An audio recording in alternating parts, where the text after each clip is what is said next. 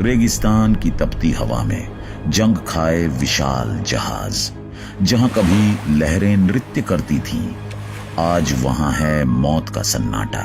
एक ऐसा सागर जिसने लाखों को जीवन दिया और फिर अचानक इंसानी लालच ने उसे निगल लिया। अगर आज आप कुछ सेकंड के लिए भी इस सूखे समुद्र में खड़े हो जाएं, तो कैंसर जैसा जानलेवा जार आपके शरीर में घुस जाएगा। अगर आप इस समुद्र में जाएंगे तो आप देखेंगे कि आज इस समुद्र में पानी की एक बूंद भी नहीं है। क्या ये सिर्फ एक प्राकृतिक हादसा था या एक सोची समझी साजिश? आज हम खोलेंगे मध्य एशिया के हृदय में छुपा वो रहस्य, 20,000 साल पुराना अरल सागर की मृत्यु का सच। 20,000 साल पुराना अरल सागर मध्य एशिया की दो महान नदियों अमू दरिया और सिर दरिया के जल से जन्मा था। कजाकिस्तान और उज्बेकिस्तान के बीच फैला यह सागर कभी दुनिया का चौथा सबसे बड़ा जल सागर था। इसकी गहराई, संसाधन और प्राकृतिक सौंदर्य ने इसे इस क्षेत्र का जीवन स्रोत बनाया।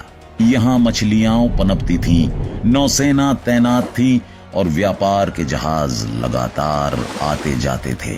रेगिस्तान के बीच यह सागर एक चमत्कार था, लाखों लोगों का भोजन, रोजगार और आसरा।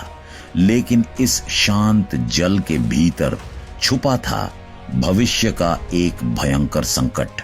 1800 के दशक में मध्य एशिया कई खानातों के नियंत्रण में था, जिनमें सबसे शक्तिशाली था खिवा खानात।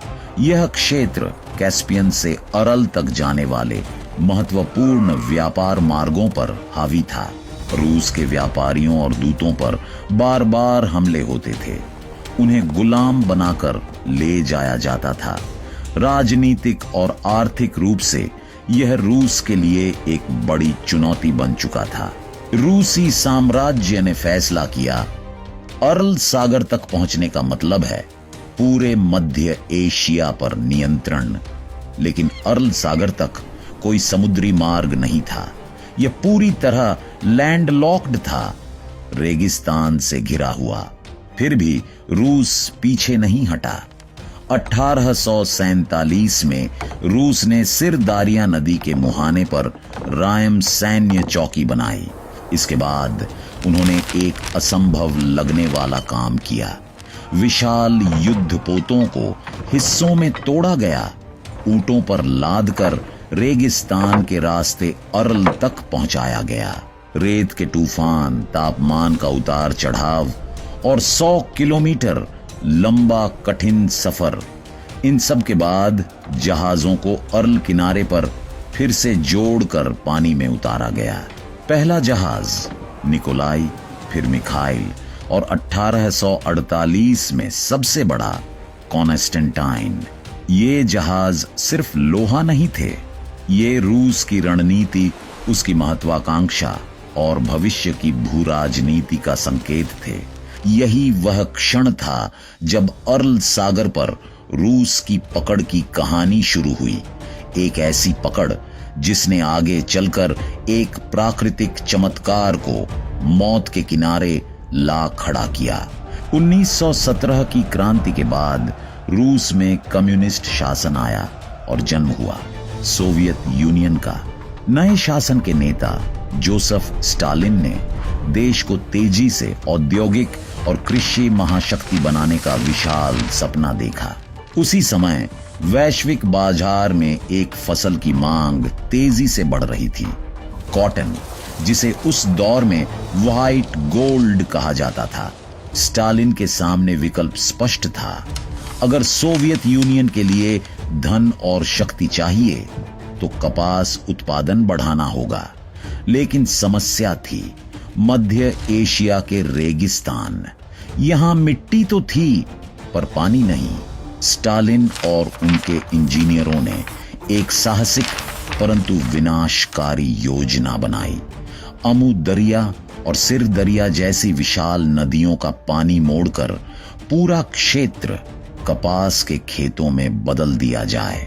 यहां से शुरू हुआ इतिहास की सबसे बड़ी जल इंजीनियरिंग परियोजनाओं में से एक।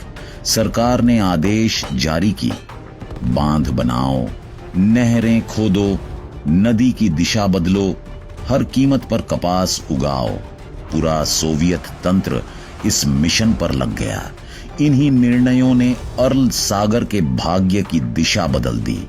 अर्ल को जीवित रखने वाली दोनों नदियां अब अपने पानी को खेतों में खोने लगी। उस समय किसी प्रशासनिक अधिकारी, किसी वैज्ञानिक, किसी किसान ने यह नहीं सोचा कि नदियों पर इस दबाव का परिणाम कैसा होगा। सोवियत नेतृत्व को सिर्फ कपास चाहिए था, किसी भी कीमत पर। अर्ल सागर की मौत का बीज यहीं बोया गया था। 1960 का दशक मध्य एशिया के लिए एक निर्णायक मोड़ था। सोवियत इंजीनियरों ने रिकॉर्ड समय में विशाल नहरों और सिंचाई परियोजनाओं का निर्माण पूरा किया। इनमें से सबसे प्रमुख थे Karakum canal, Karshi canal, Fergana canal, दर्जनों छोटे बड़े बांध और जल वितरण नेटवर्क। इन परियोजनाओं का उद्देश्य था दोनों नदियों का पानी खेतों तक पहुंचना, अर्ल सागर तक नहीं। यह वही ऐतिहासिक गलती थी जो आने वाले दशकों में दुनिया की सबसे भयावह पारिस्थितिक आपदाओं में बदल गई। 1961 से अर्ल सागर का स्तर गिरना शुरू हुआ। पहले 20 सेंटीमीटर प्रति वर्ष, फिर 50 सेंटीमीटर और 1980 तक यह गिरावट प्रति वर्ष 1 मीटर पर पहुंच गई। जहां कभी लहरें उठती थीं, वहां दरारें पड़ने लगीं। सागर का किनारा पीछे हटता गया। 80 से 100 किलोमीटर तक मछलियां मरने लगीं। नमक की सांद्रता कई गुना बढ़ गई। लोगों को लगा यह अस्थायी समस्या है, लेकिन वैज्ञानिकों ने चेतावनी दी, अगर नदियों का प्रवाह ऐसे ही घटता रहा तो अर्ल सागर मर जाएगा। सोवियत सरकार ने चेतावनियों को अनदेखा किया। उन्हें हजारों किलो कपास का लक्ष्य चाहिए था, न कि पर्यावरण का संतुलन। यह निर्णय सिर्फ एक गलती नहीं था, यह एक सागर के लिए मौत की सजा था। 1970 के दशक तक अर्ल सागर की तबाही स्पष्ट दिखाई देने लगी थी। जहां कभी नौकाएं आसानी से चलती थीं, वहां अब रेत के टीले बन चुके थे। पोर्ट शहर मुनियाक, अराबे, कजाली सब सूख चुके किनारों के कारण समुद्र से कट गए। सागर की नमक संरचना पूरी तरह बदल चुकी थी। पहले प्रति लीटर पानी में 10 ग्राम नमक होता था, लेकिन जल सूखने के बाद यह बढ़कर 376 ग्राम प्रति लीटर हो गया, जो किसी भी समुद्री जीव के लिए जानलेवा है। नतीजा, हजारों टन मछली उद्योग रातों रात खत्म, कारखाने बंद, मछुआरे बेरोजगार, बंदरगाह शहर भूतिया नगर बन गए। सामाजिक त्रासदी भी गहराती गई। लोगों ने अपने बच्चों को पोषण देने के लिए कभी समृद्ध रहे समुद्री इलाकों को छोड़कर दूर दराज गांवों और शहरों का रुख किया। वैज्ञानिकों के अनुसार 1960 से 1998 के बीच अर्ल सागर 60% सिकुड़ चुका था। सड़कों पर खड़ी मछली पकड़ने वाली नावें अब रेत पर हमेशा के लिए जमी थीं। जहाजों की हड्डियां उभर आई थीं, मानो समुद्र का कंकाल रेगिस्तान में दफन हो गया हो। यह सिर्फ पर्यावरण का विनाश नहीं था, यह मानव जीवन पर सीधा प्रहार था। एक सागर जिसने हजारों साल लोगों को पाला, वही अब उनकी बर्बादी का प्रतीक बन चुका था। अर्ल सागर के सूखने के बाद पर्यावरणीय तबाही एक नए चरण में प्रवेश कर गई। जहरीली हवा का जन्म, कपास की खेती के लिए दशकों तक डीडीटी, फॉस्फेट, अमोनिया और सैकड़ों विषैले कीटनाशकों का उपयोग किया गया था। ये रसायन पहले नदियों में घुले, फिर अर्ल सागर में जमा होते गए।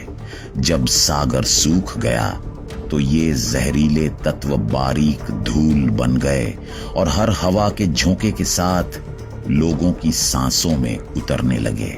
हर बवंडर एक जहरीली गैस का बादल बनकर गांवों और शहरों पर गिरने लगता। इस प्रदूषण के परिणाम भयावह थे।